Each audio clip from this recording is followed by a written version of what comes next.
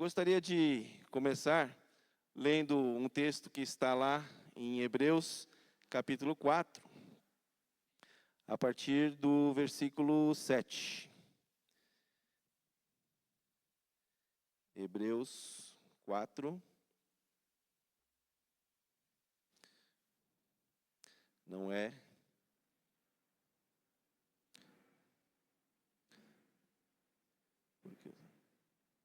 Vamos ler a partir do versículo 3. Hebreus 4, a partir do versículo 3. Nós, porém, que cremos, entramos no descanso, conforme Deus disse. Assim jurei na minha ira, não entrarão no meu descanso. Ele disse isso mesmo que as obras já estivessem concluídas desde a fundação do mundo. Porque em certo lugar, assim disse a respeito do sétimo dia, no sétimo dia Deus descansou de todas as obras que tinha feito. E novamente no mesmo lugar, não entrarão no meu descanso. Visto, portanto, que resta entrarem alguns naquele descanso, que por causa da desobediência não entraram aqueles aos quais anteriormente foram anunciadas as boas novas. De novo, determina certo dia, hoje falando Davi, muito tempo depois, segundo antes tinha sido declarado. Hoje, se ouvirem a sua voz, não endureçam o coração. Ora, se Josué lhes tivesse dado descanso, não falaria posteriormente a respeito de outro dia. Portanto, resta um repouso sabático para o povo de Deus. Porque aquele que entrou no descanso de Deus, também ele mesmo descansou de suas obras, como Deus descansou das suas. Esse texto, ele fala do descanso de Deus, né? O descanso de Deus prometido a todo o povo. A todo o povo. E o povo de Deus, o povo hebreu principalmente, ele, por muito tempo, levou Deus à ira. O povo hebreu, por muito tempo, confrontou a Deus, o povo escolhido, né? Em outro texto diz, não endureçam o coração como na rebelião durante o tempo da aprovação no deserto, onde os seus antepassados me tentaram, pondo-me à prova, apesar de durante 40 anos terem visto o que eu fiz. Por isso fiquei irado contra aquela geração e disse, os seus corações estão sempre se desviando e eles não reconheceram os meus caminhos. Assim, jurei na minha ira, jamais entrarão no meu descanso. Cuidado, irmãos, para que nenhum de vocês tenha coração perverso e incrédulo, que se afaste de Deus. Tem alguém aqui hoje que se acha com coração perverso ou que se acha incrédulo? Pelo contrário, diz a palavra, encoraje-se uns aos outros todos os dias, durante o tempo que se chama hoje, de modo que nenhum de vocês seja endurecido pelo engano do pecado. Pois passamos a ser participantes de Cristo, desde que de fato nos apeguemos até o fim à confissão que tivemos no princípio. Por isso é que diz, se vocês ouvirem a sua voz, não endureçam o coração, como na rebelião.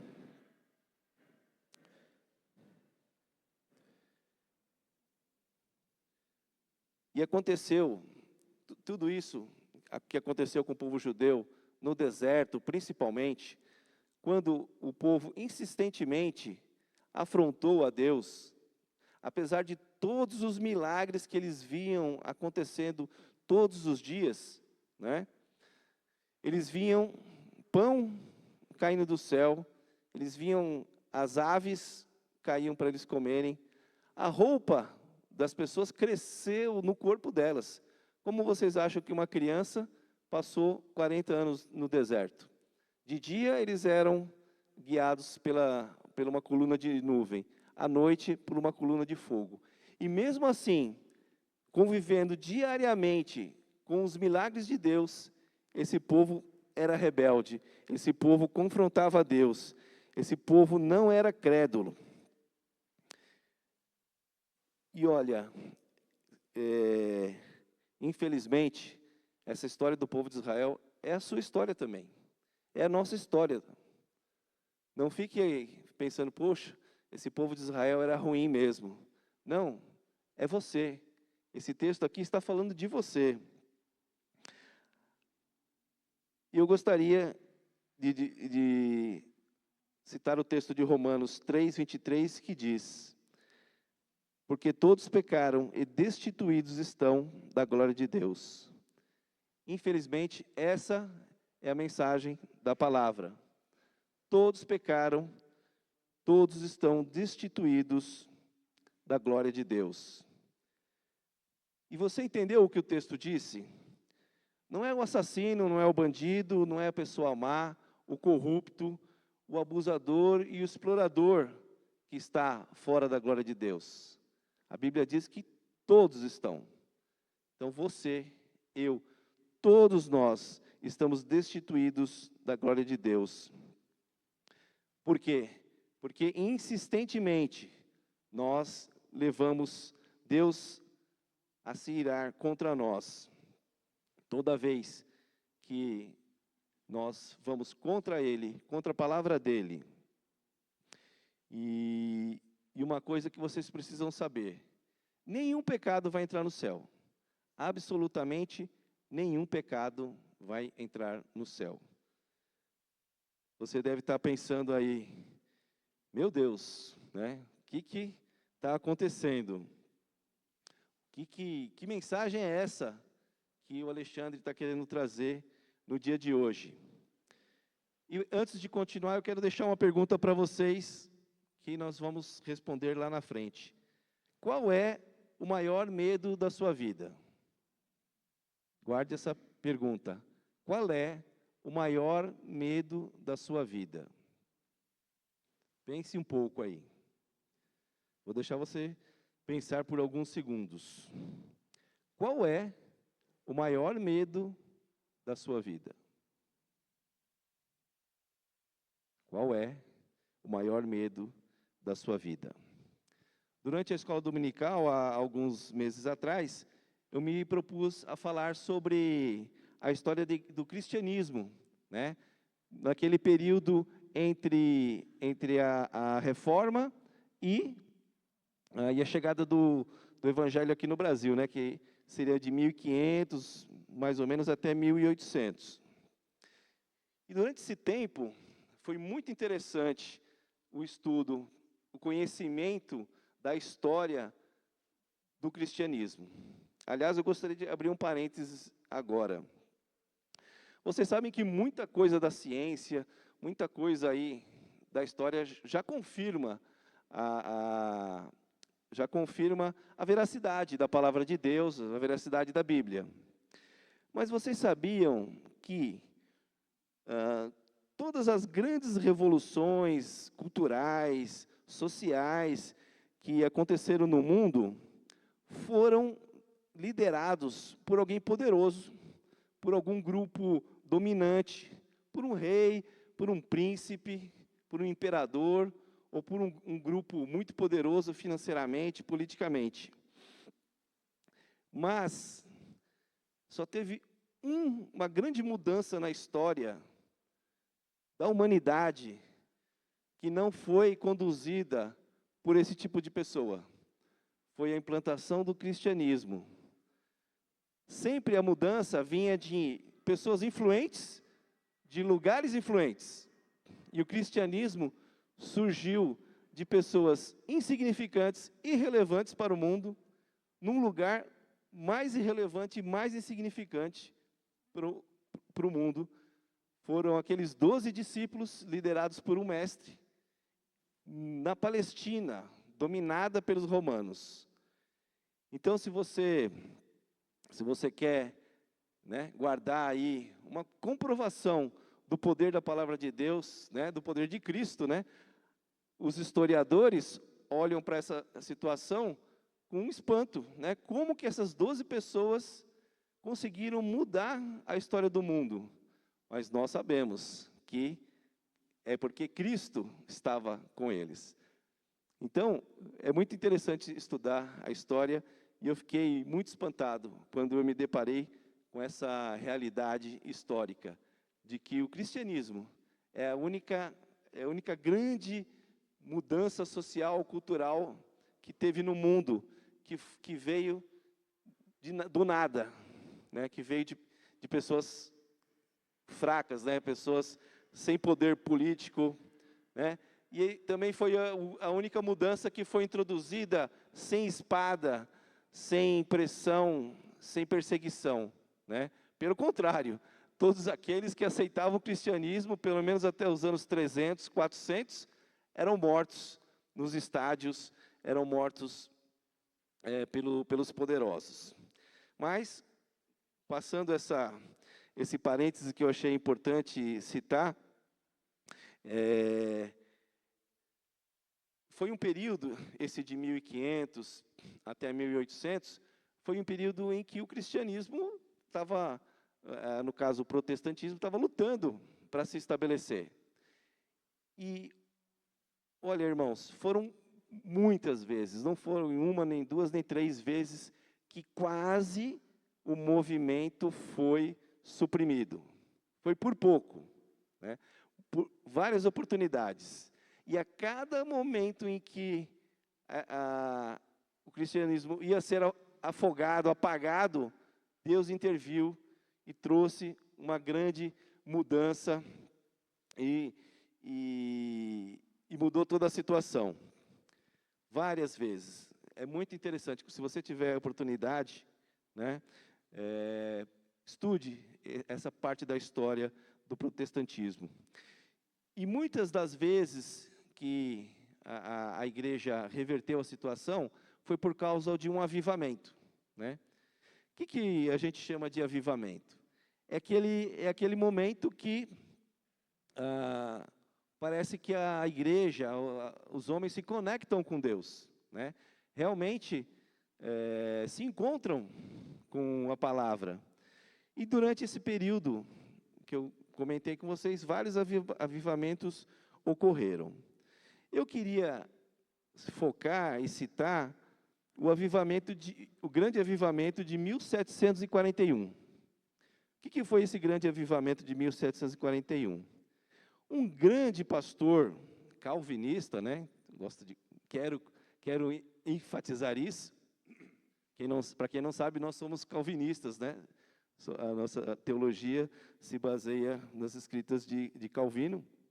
Então, um grande pregador calvinista chamado Jonathan Edwards, ele sacudiu as colônias americanas, né? Na época ainda era colônia inglesa, mas uma pregação dele sacudiu essas colônias. O nome dessa pregação era Pecadores nas mãos de um Deus irado. Pecadores nas mãos de um Deus irado. Como que eu tentei resumir aqui as características dessa pregação, desse sermão famoso. Como que ele era? O Jonathan Edwards tentou descrever de uma forma mais fiel possível o inferno e tentou trazer a urgência daquele povo se arrepender, exatamente para não cair nas mãos de um Deus irado, né? Então, esse era o centro da pregação, né? Olha, você está levando Deus à ira, né? Você precisa se arrepender, você precisa fugir, né? Escapar dessa ira de Deus. E o interessante, os relatos dizem que o Jonathan Edwards, ele pregou esse sermão várias vezes, né? E a maior parte das vezes ele não conseguia terminar. A igreja estava tão comovida, né, as comunidades estavam tão comovidas, que as pessoas saíam chorando, saíam gritando para fora, né? O barulho dentro do templo era tão grande, das pessoas batendo no peito, né? Arrependidas dos seus pecados, pedindo perdão a Deus, né?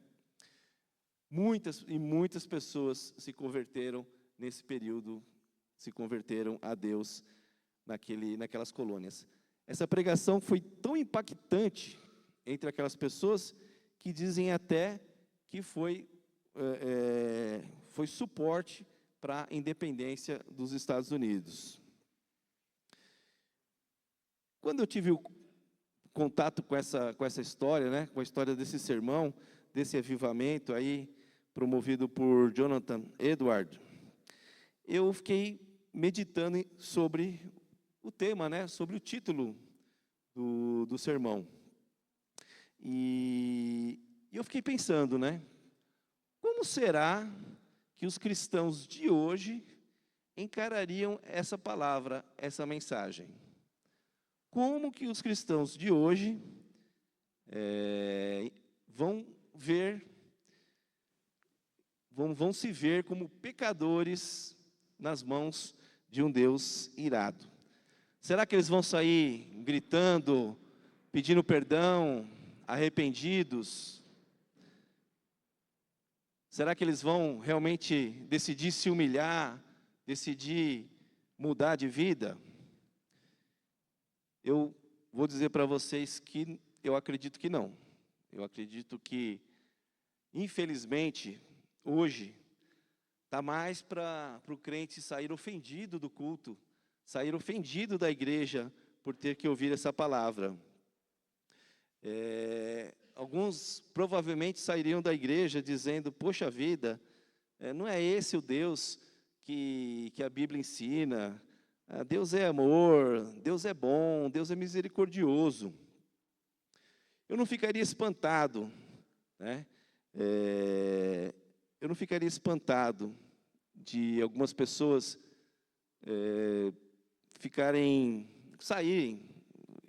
irem embora da pregação. Alguns ficariam pensando: mas esse pregador aí, quem ele pensa que é para ficar chamando todo mundo de pecador? Quem ele pensa que é para me ofender desse jeito? Eu acredito que alguns, até no limite, vão falar assim: quem disse que eu sou tão pecador assim? Eu não sou todo esse pecador que ele está dizendo.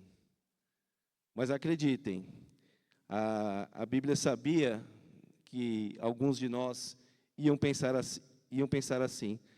Por isso deixou os versículos: todos pecaram e carecem da glória de Deus.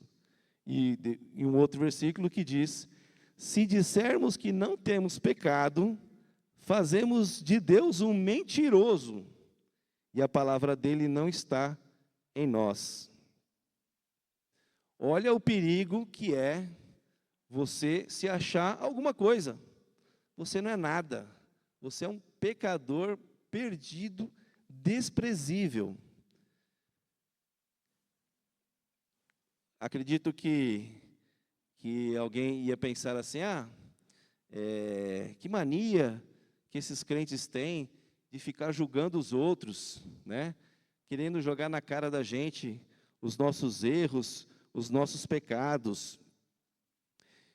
E aí eu começo a ver culpa na igreja, culpa na liderança, por essa situação que o cristianismo vive no dia de hoje.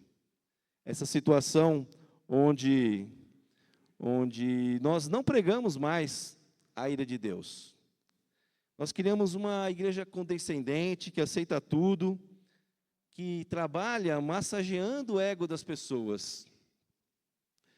A nossa igreja não é mais um reflexo dos desígnios de Deus, é uma igreja que serve apenas para validar a ambição, a ganância e o orgulho dessas pessoas, né? Começando pelos seus líderes e chegando até os liderados.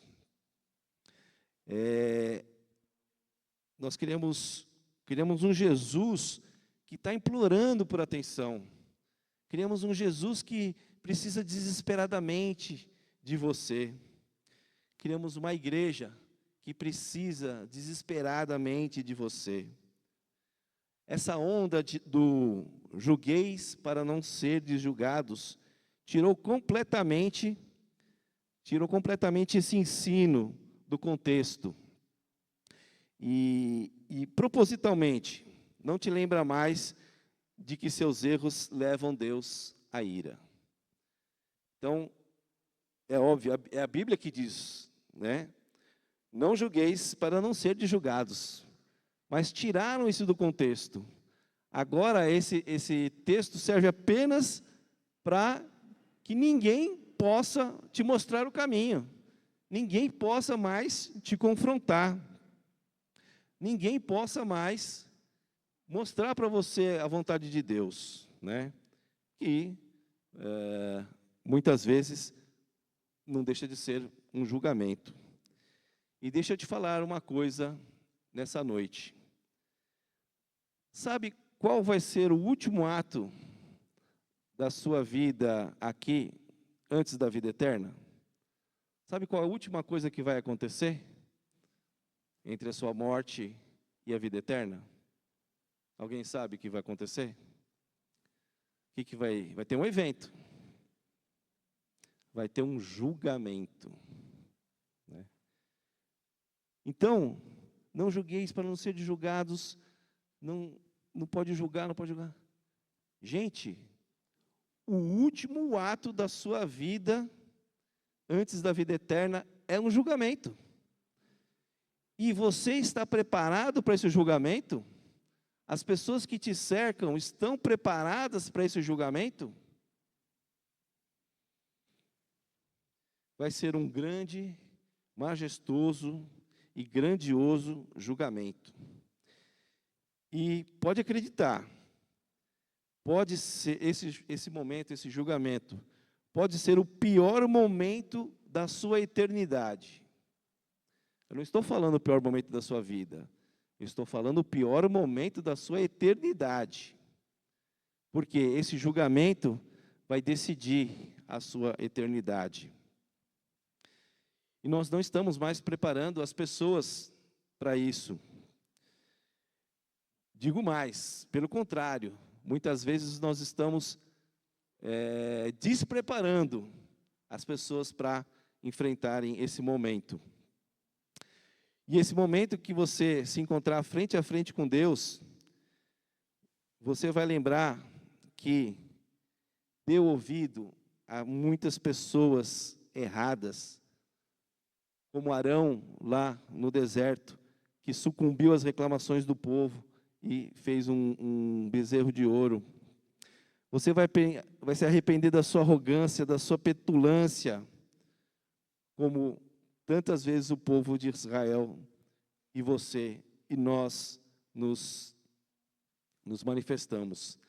Naquele momento em que você vai estar face a face com Deus, você vai descobrir que o seu orgulho, o seu conhecimento, o seu dinheiro, a sua cultura, o seu preparo não servem para nada. São trapo de imundícia. O terror vai ser tão grande que os seus ossos vão começar a se esfacelar. A dor vai ser insuportável. Você vai querer morrer e não vai ser mais possível. Você vai estar diante do Senhor dos Senhores, de quem você zombou inúmeras vezes, quando deu as costas a todas as coisas que Ele te ensinou, a todas as oportunidades que Ele te deu. Vai ser um momento terrível. E dependendo do desfecho, em seguida, você vai se encontrar na eternidade, no fundo do abismo, isolado, triste, com medo, porque naquele lugar só vai ter choro e ranger de dentes. Deixa eu falar uma coisa para você.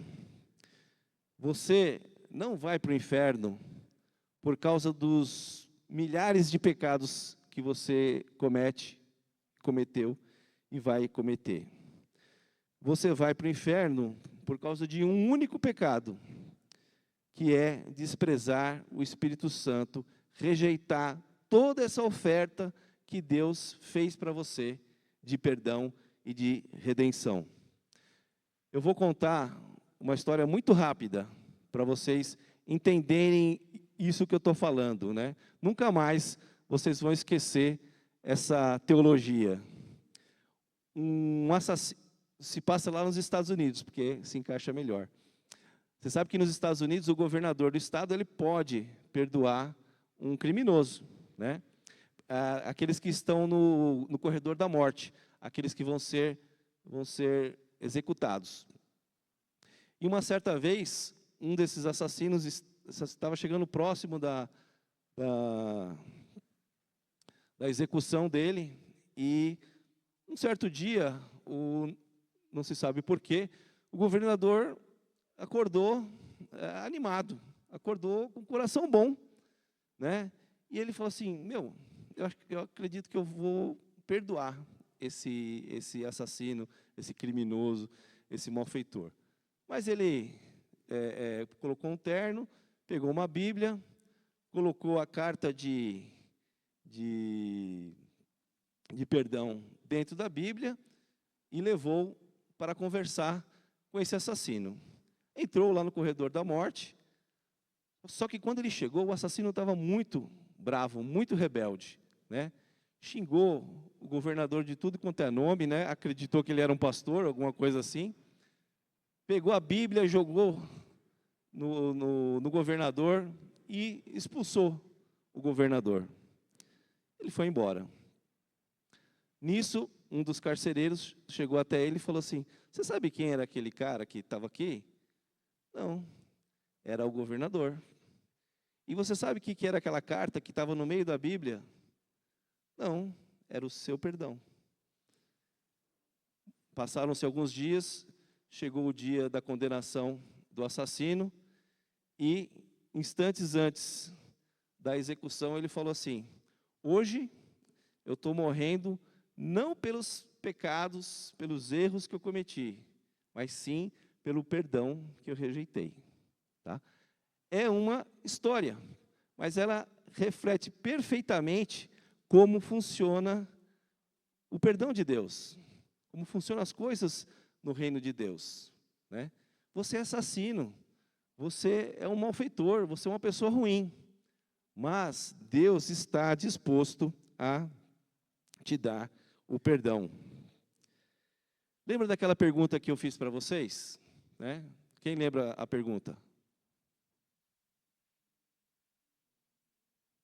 Qual é o seu maior medo, né? Qual é o seu maior medo? Eu não sei o de vocês, tá? Mas o meu maior medo é cair nas mãos do Deus vivo, como diz lá em Hebreus 10:31. Terrível coisa é cair nas mãos do Deus vivo. Você provavelmente está tendo um monte de preocupação hoje, está tendo um monte de preocupação durante o seu dia a dia, né?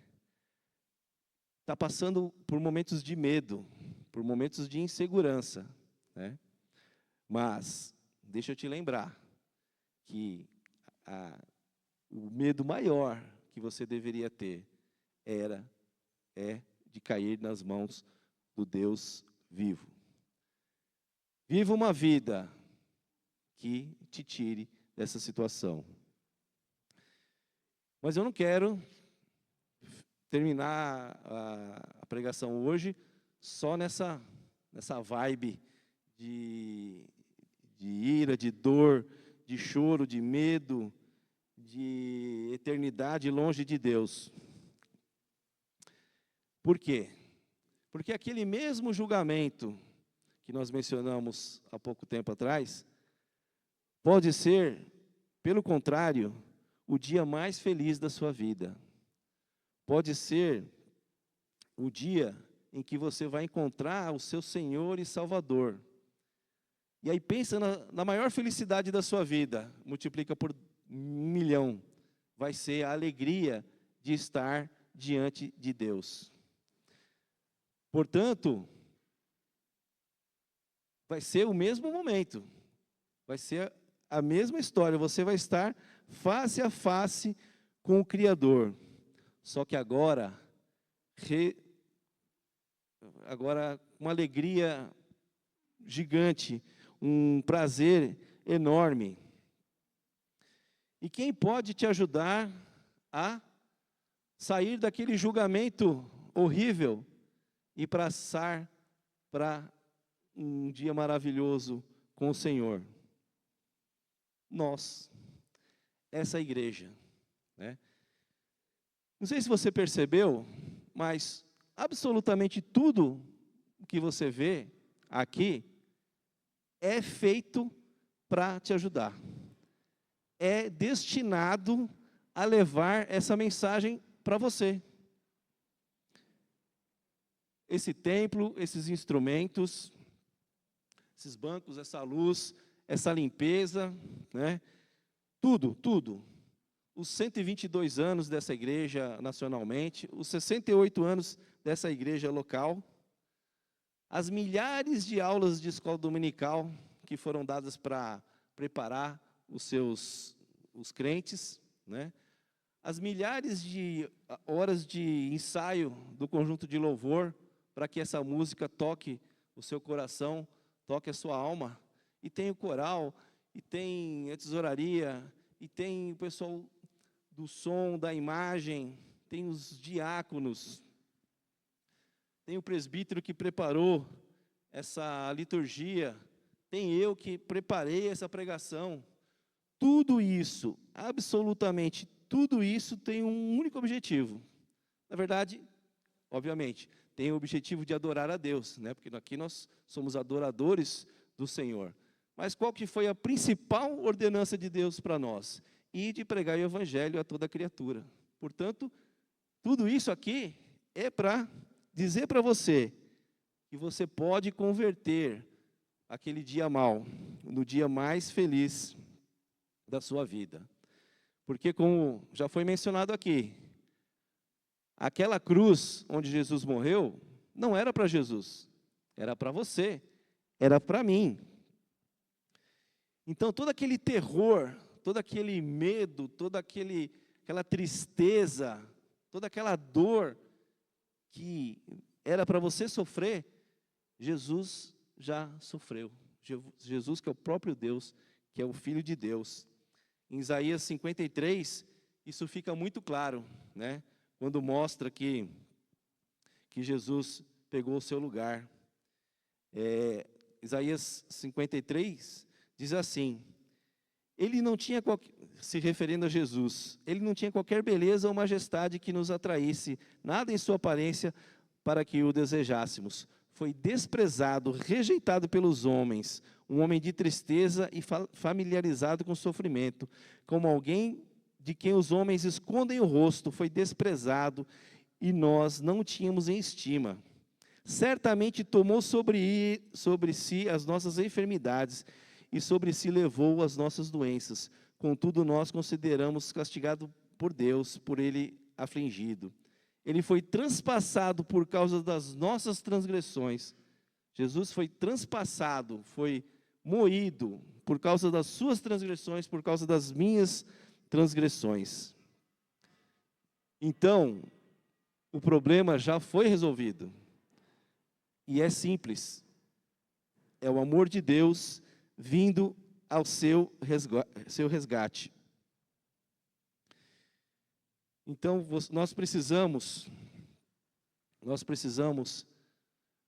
você precisa reconhecer nesse dia que você precisa tomar uma decisão, né? Nós, como eu falei para você, tudo aqui foi preparado para que você pudesse ouvir essa palavra, pudesse entender como que as coisas funcionam no reino de Deus. Nós estamos aqui atuando como se fôssemos atalaias, né? O que é um atalaia? O atalaia era aquele que ficava lá nos muros da cidade ou da fortaleza, vigiando, para que, se algum perigo chegasse, ele avisasse o povo, para o povo se preparar. E esse é o papel que nós estamos realizando aqui hoje, que essa igreja está realizando, que eu estou realizando. Eu estou te avisando que, olha só o que diz o Ezequiel 33, 7. A ti, pois, filho do homem, te constituí por atalaia sobre a casa de Israel.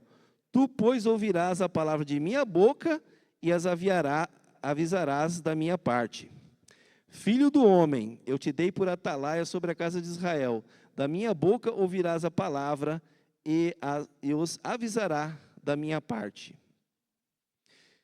Portanto, não tem como nós não trazermos essa palavra para você, porque é nossa obrigação te avisar que Deus está irado com os nossos pecados, mas Deus também sabia da nossa dificuldade, sabia que nós por nós mesmos não poderíamos voltar para Ele, e Ele decidiu que Jesus fosse à sua frente,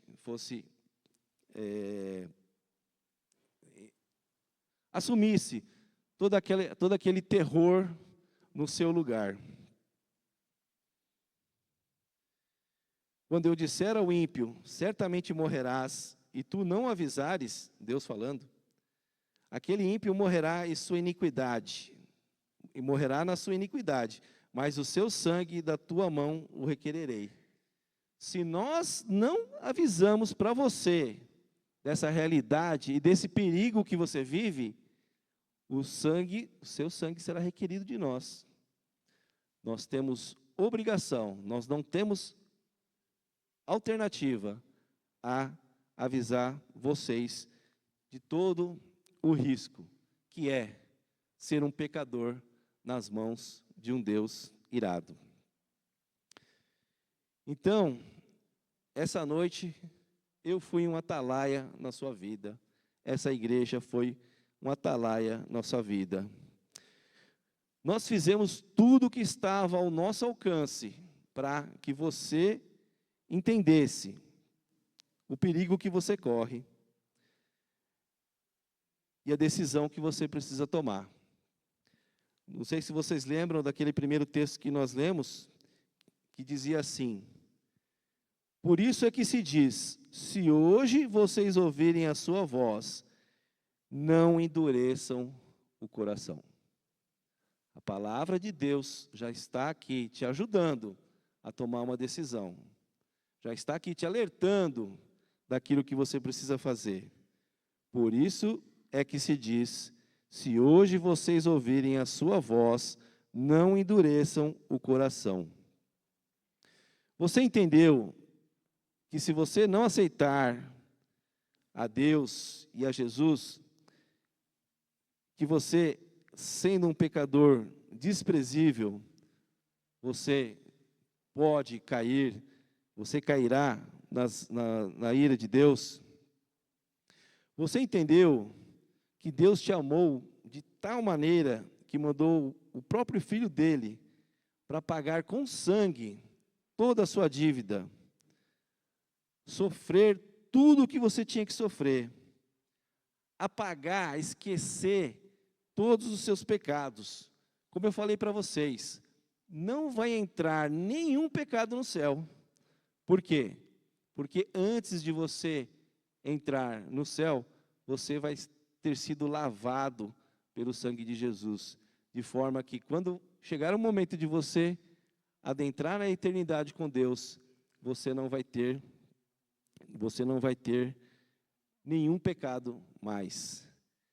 Essa é a sua oportunidade de se livrar de todo esse pecado, de toda essa mancha do pecado. De novo, se vocês ouvirem a sua voz, não endureçam o coração.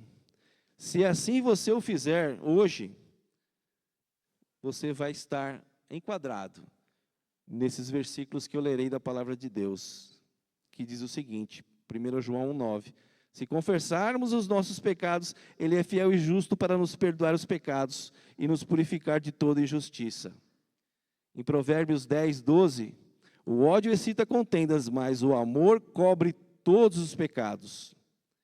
Jeremias 33:8, eu purificarei de toda a sua maldade com que pecaram contra mim, e perdoarei todas as suas maldades com que pecaram e transgrediram contra mim. Salmos 85:5, perdoaste a iniquidade do teu povo, cobriste todos os seus pecados. Por fim, esconde a tua face dos meus pecados e apaga todas as minhas iniquidades. Deus não tem dificuldade nenhuma de te perdoar. Ele quer te perdoar. Ele quer apagar todos os seus pecados. Ele quer te purificar. Ele quer te preparar para que o dia do julgamento seja o dia mais feliz da sua vida. Gostaria que todos abaixassem a cabeça nesse instante. E eu gostaria de saber se tem alguém aqui no dia de hoje que ainda não tinha ouvido essa palavra e que agora entendeu a urgência, a gravidade e também a maravilha que é o perdão de Deus. E hoje quer se decidir por Deus, quer aceitar a Jesus na sua vida, quer se tornar um servo desse Senhor maravilhoso. Se você hoje quer tomar essa decisão, levanta uma das suas mãos para que nós possamos orar com você. Se você entendeu que precisa desse Deus desesperadamente, hoje Ele está te dando mais uma oportunidade. Quantas outras oportunidades Ele não te deu? Quantas outras oportunidades Ele não vai te dar? Se você quer aceitar Jesus nesse momento, se você quer realmente ser um servo dEle para o resto da sua vida, para a eternidade, e chegar naquele dia do julgamento, podendo ser totalmente limpo dos seus pecados, aceite a Jesus no dia de hoje, levante a sua mão, para que nós possamos orar com você.